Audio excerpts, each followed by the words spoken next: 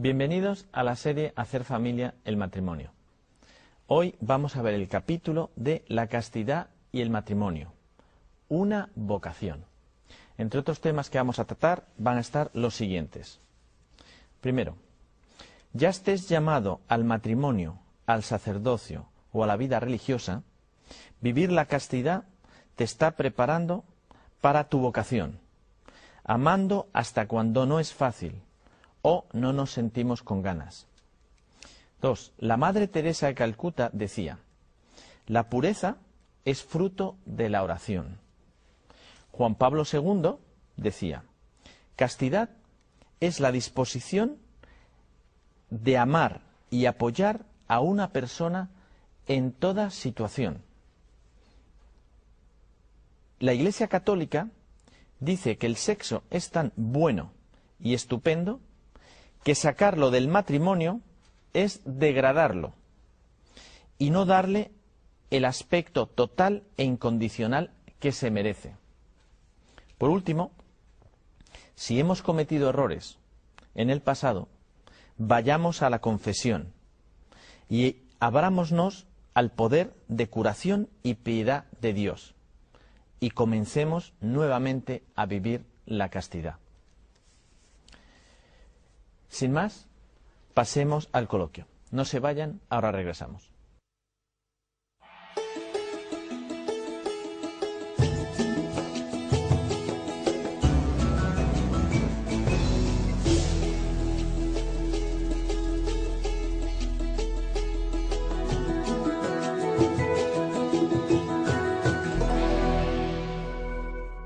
Bienvenidos nuevamente. Pasamos al coloquio y a presentarles los invitados que tenemos para tratar el tema de la castidad y el matrimonio, una vocación. Primeramente, Ana Otte, viuda y madre de 3 hijos, doctora en medicina por la Universidad de Frankfurt, Alemania, y es asesora y directora de las escuelas de familia en Alemania del IEE. Bienvenida. Muchas gracias. Mariana Lambretón es arquitecto por la UDEM de Monterrey, México, casada y tiene un hijo con su marido, que lo tenemos aquí presente igualmente. Es colaboradora del IMEF en Monterrey, México.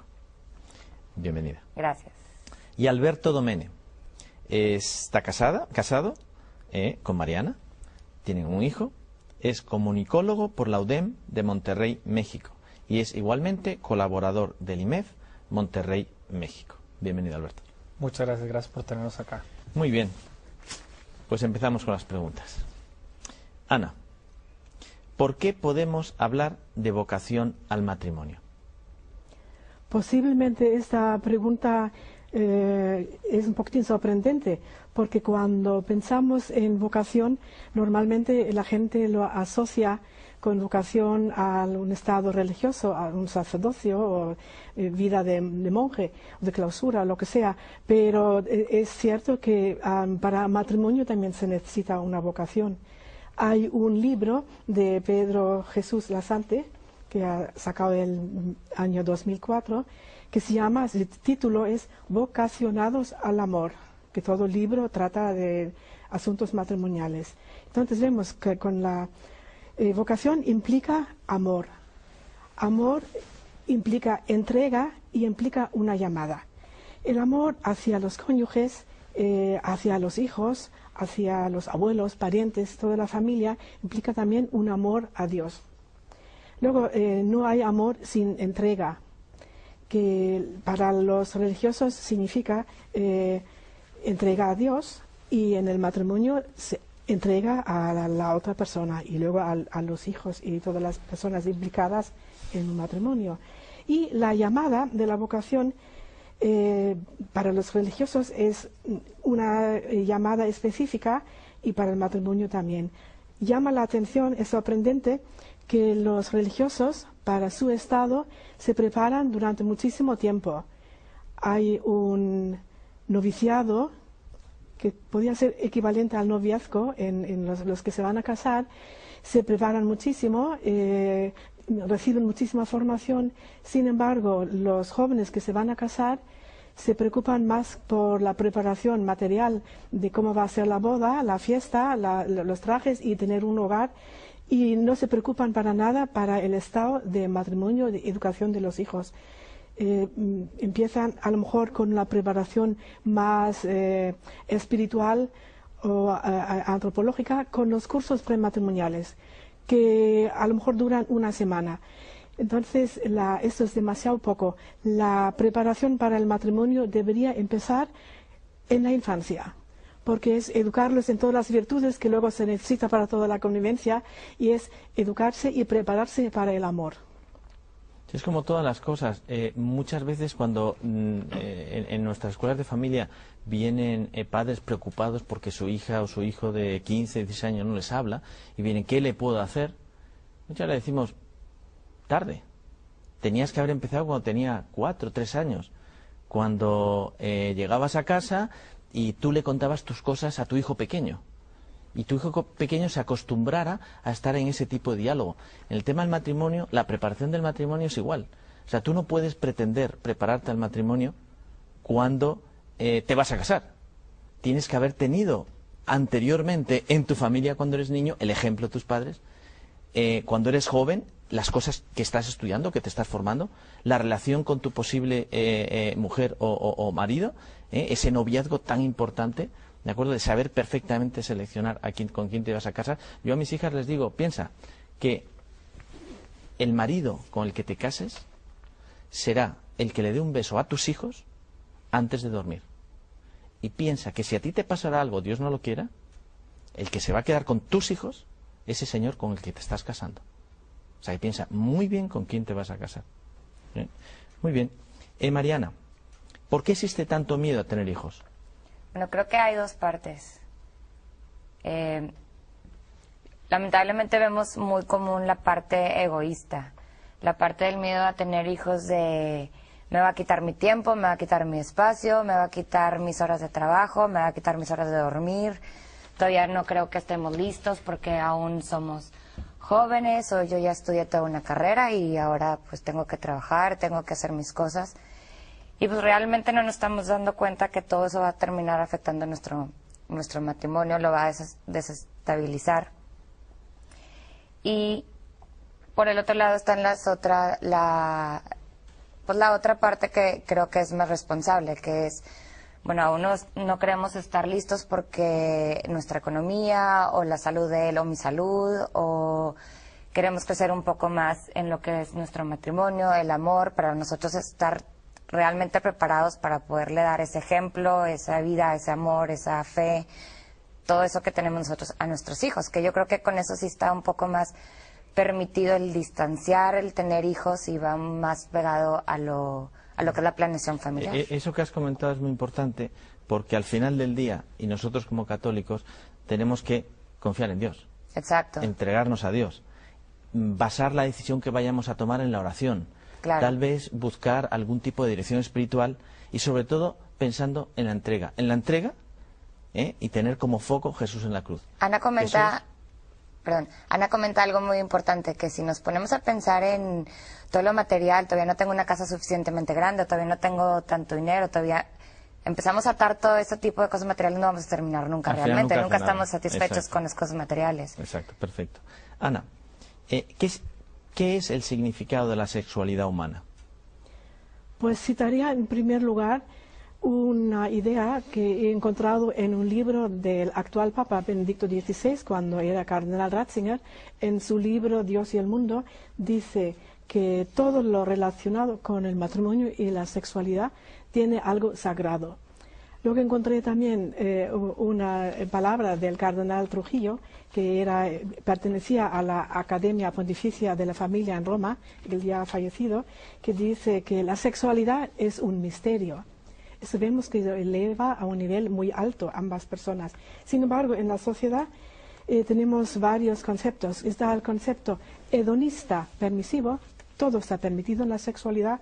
El naturalista se nos compara con los animales y se rebaja la sexualidad prácticamente a nivel animal. Sin embargo, lo que realmente es válido es el concepto personalista, porque somos personas, seres de rango superior, que tenemos cuerpo y espíritu y no se nos puede comparar con animales. Entonces, a partir de ahí vemos que el impulso sexual lo tenemos nosotros igual que los animales. Sin embargo, los animales tienen el impulso sexual solamente en épocas de celo.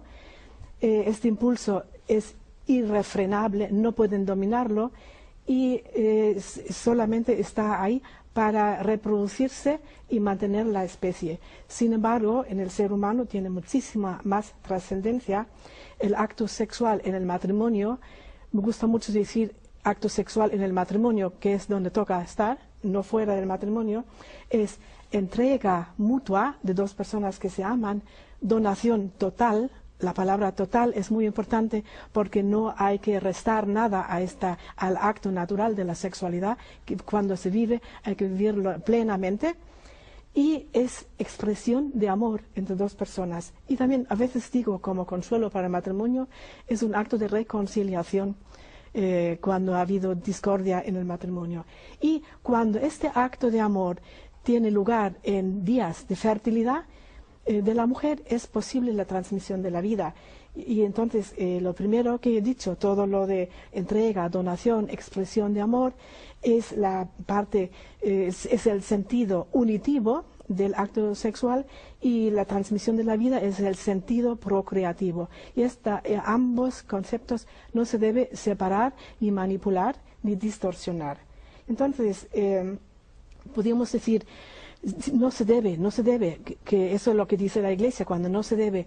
La Iglesia tiene interés en fastidiar al hombre y decir que no disfrute de la sexualidad y solamente le interesa que se tenga muchos hijos, ni mucho menos.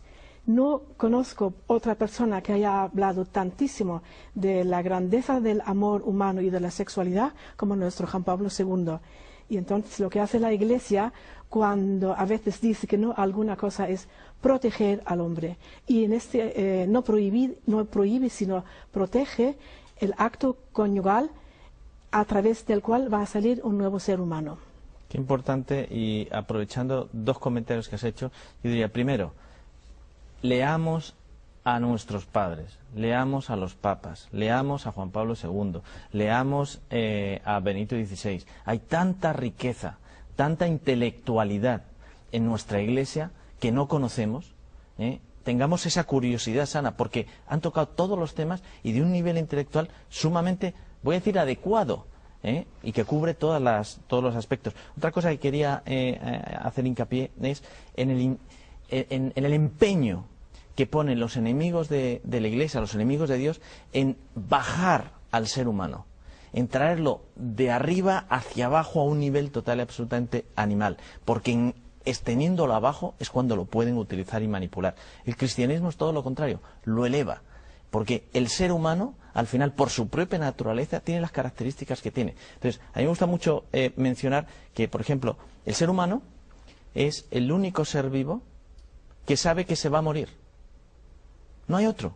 A mí me decían, no, el elefante, se va al cementerio. No, mentira, es el instinto, no tiene ni idea que se va a morir. Un animal no sabe ni que está enfermo. Pues el ser humano sabe que se va a morir. Y eso le da un aspecto de sobrenaturalidad. El ser humano es el único que le puede decir que no a la comida teniendo hambre. No hay. Entonces, un hijo mío me dice, pero nuestra perra, si no le das autorización, no come. Digo, bueno, no come porque piensa que sí. No, que si come, pues va a ser regañada. Pero el ser humano se puede poner de huelga de hambre y puede morir de huelga de hambre. No existe otro animal, y eso se llama la voluntad. La voluntad es tan fuerte en el ser humano que es capaz de torcer aquello a lo cual tú sientes instinto, inclinación a ir hacia y por último, y ya toco otro punto, es el ser humano es el único ser vivo que sabe que teniendo relaciones sexuales puede tener un hijo. Los conejos no tienen ni idea, aunque tienen ese impulso. El ser humano lo sabe y eso le da trascendencia. Muy importante. Alberto, ¿el matrimonio tiene derecho a tener hijos? No. Un hijo es un regalo siempre. Los hijos son dones de Dios. Las parejas que naturalmente no pueden concebir, tienen diferentes opciones como el monitoreo natural de la mujer, pueden ir a asesorías de planeación familiar, etcétera.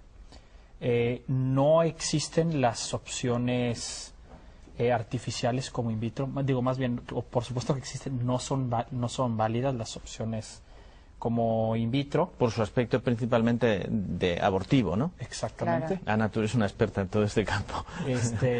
No, Yo insisto siempre favor. en el sentido de la sexualidad, que eso es lo primero que donde se peca, que no se vive la sexualidad, que tiene que ser entrega de hombre y mujer y no producir una fecundación fuera del organismo de la mujer. Perdóname, porque hay tenemos muchas, cortado. por favor. hay muchas posibilidades técnicas.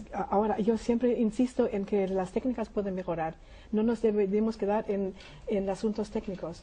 Claro. Y porque podría llegar el momento en que hay un método que se respeta a rajatabla todos los requisitos naturales, que al final son los que nos da la Iglesia. Exacto. ¿De acuerdo? Totalmente.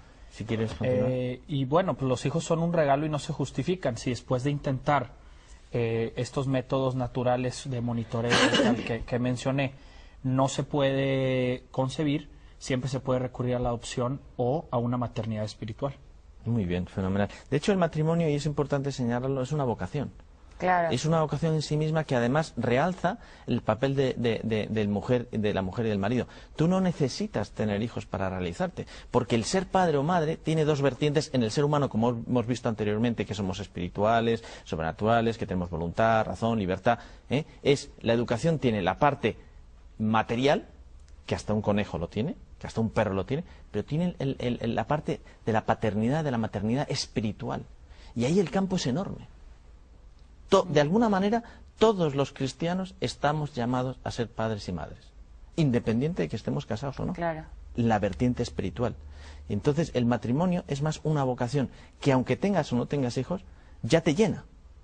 Porque los hijos, al final, son un regalo de Dios. Y el que decide si vas a tener un hijo o no, quieraslo o no, aunque aquellos que lo tengan fuera del matrimonio, es Dios. Muy bien. Ana, ¿cómo se vive la castidad en el matrimonio? En realidad, todo cristiano es llamado a la castidad porque todo cristiano se ha revestido de Cristo en el bautismo. Tenemos que pensar en la palabra de San Pablo, no sabéis que sois templos del Espíritu Santo. De ahí ya vemos que hay un fondo que nos exige vivir de una forma santa. Cada cristiano en su estado. Entonces, los religiosos en su celibato, los novios con abstinencia sexual antes de casarse, aunque hay otras cosas también que entran en esto, y los matrimonios lo que tienen que hacer es vivir bien la sexualidad. Esto muchos no lo han entendido, muchos matrimonios no lo han entendido bien, porque la castidad es la virtud que gobierna y modera el deseo sexual.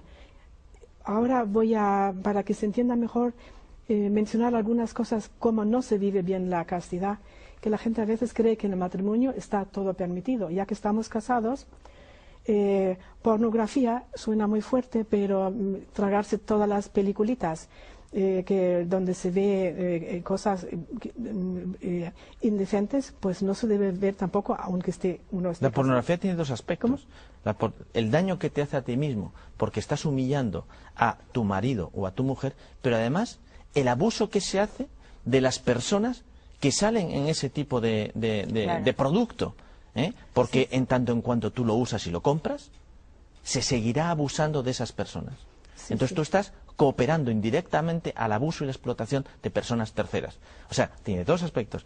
El afecto malo que te da a ti, la humillación, tiene tres. La humillación que haces de tu marido, de tu mujer, y luego la explotación de esas pobres personas. O sea, la pornografía no se le da, tú tienes razón, no se le da la importancia muchas veces que tiene. Perdón. No, que hay muchísimas revistas en casa que no se debería tener. Pero esas cosas se puede entender más fácilmente. Pero yo quería hacer hincapié más que a lo que he dicho anteriormente del sentido procreativo del acto sexual, donde se peca muchísimo en el matrimonio, que es, por ejemplo, poner barreras en el acto sexual, manipularlo para destruir la fertilidad por no querer cargar con las consecuencias que es un embarazo. Pero al otro lado también, esto seguro que no se mentaliza a la gente bien, cómo se puede pecar contra la unidad contra el sentido unitivo de la procreación, que es tener solamente relaciones sexuales con la intención de tener hijos, y todo lo demás de la entrega, del amor, no les interesa. Y esto es también una ofensa a la castidad.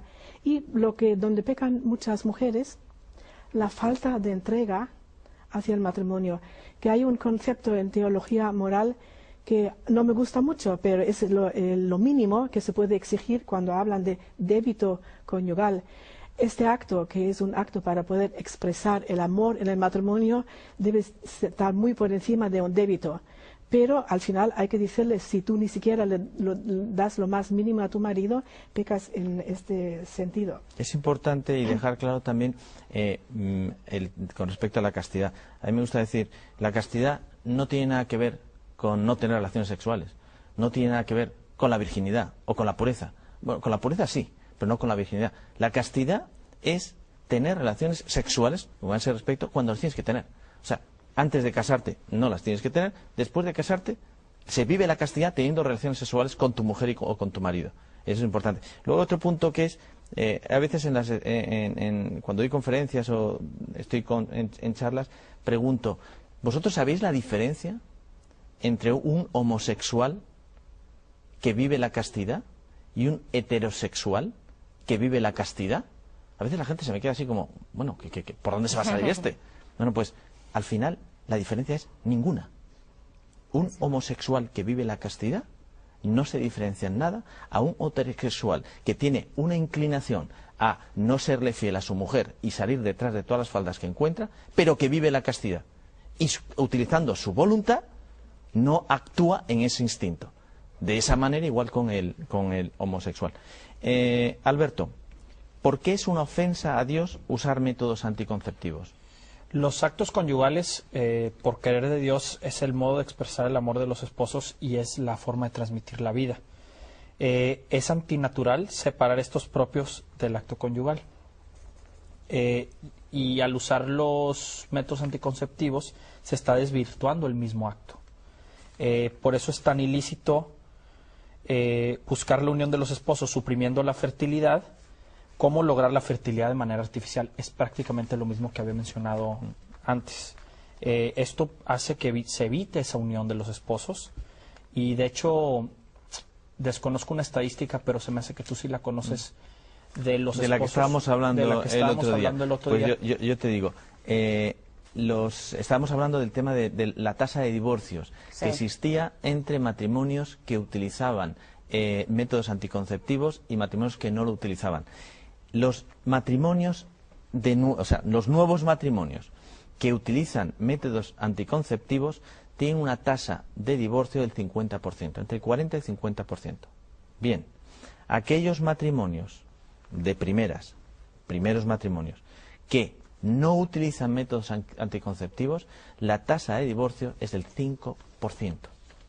Otra estadística es que desde que se empezaron a utilizar de manera masiva los anticonceptivos, temas como el divorcio, los abortos y los abusos domésticos han crecido exponencialmente debido a que el tema de contracepción le ha quitado la responsabilidad principalmente al hombre con respecto a la relación de compromiso y de responsabilidad con su mujer y sus hijos. Y lo que es la unión del matrimonio realmente se rompe. Es nula, o sea, es nada. Por eso hay tanto divorcio y no.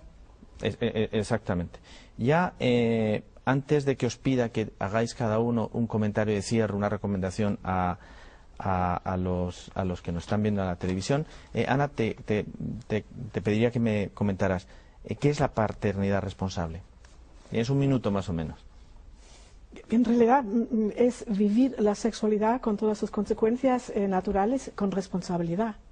Que es lógico que hay una preocupación entre los padres de cuántos hijos pueden tener, que no es lo mismo, esto es una frase de Juan Pablo II, no es lo mismo tener 2 hijos o como tener 10. Eso hay que pensarlo con responsabilidad, pero siempre los criterios que dice la Iglesia, lo que está permitido, que el matrimonio tiene derecho a decirlo y pensarlo, distanciar los nacimientos también, siempre que tenga una conciencia bien formada, que tenga rectitud de intención, quiere decir que no sea por egoísmo, sino por motivos justificados. No son tan graves como se cree la gente siempre. Hoy en día hay muchos problemas sociales, de convivencia, económicos, de salud, son los más importantes. Y tiene que ser, si se emplean métodos que son lícitos para regular la fertilidad. Perfecto. Os voy a pedir que en 10 segundos cada uno dé una última frase, una última idea a nuestros televidentes que pensáis que es importante dejarles. ¿Comienzo yo? Por favor. Los padres, cuando encuentran su vocación de padres y esa gran responsabilidad que lleva ante Dios y ante la misma sociedad, deben de decidir el número de hijos que pueden tener y educar según las circunstancias personales. Por favor, Mariana. Un día estaba leyendo algo muy padre que decía, un día forjé un eslabón, al siguiente día forjé otro, y luego otro, y luego otro, y los junté todos y me encontré con una gran cadena que es la familia. Ah, muy bien. Ana, para terminar. La castidad no se debe considerar como algo de tener miedo hasta dónde está algo permitido o prohibido, sino la castidad es cuestión de amor. Muy bien, pues muchísimas gracias. Por todas las opiniones y a ustedes por estar con nosotros. Y recuerden, defiendan su fe y estén orgullosos de su Iglesia Católica.